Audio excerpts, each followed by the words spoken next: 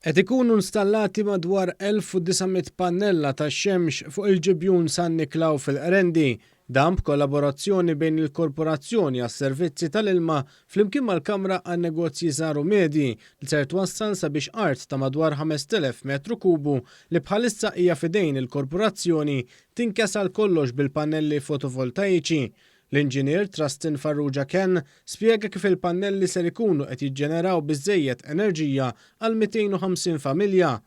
Bażikament l-impjant tal-PVs huwa madwar 658 kilowatt peak biex hekk ħajkun qed jiġġenera madwar miljun unit fis-sena.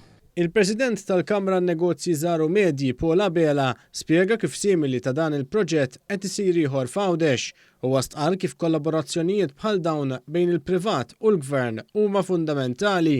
Naħseb tagħna huwa li l-ewwel nett nagħtu kontribut lill-pajjiż biex nilħqu il-miri li għandna fuq l-enerġija.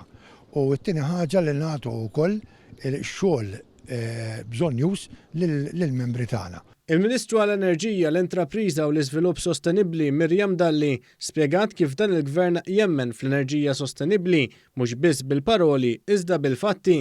Għalhekk proġetti bħal dak fuq il-ġibjun ta' San Niklaw fil-Qrendi huwa xempju ta' dan. Aħna meta ngħidu li t-tranzizzjoni lejn enerġija aktar nadifa hija wieħed mill-binarji li qegħdin naħdmu fuqhom qed ngħiduhom bis-serjetà kif rajna l-ġimgħa li għaddiet rajna l-investimenti li nidejna l-familji u llum qegħdin naraw kif permezz ta' dan l-investiment qegħdin niġġeneraw aktar enerġija mir-rinnovabbli.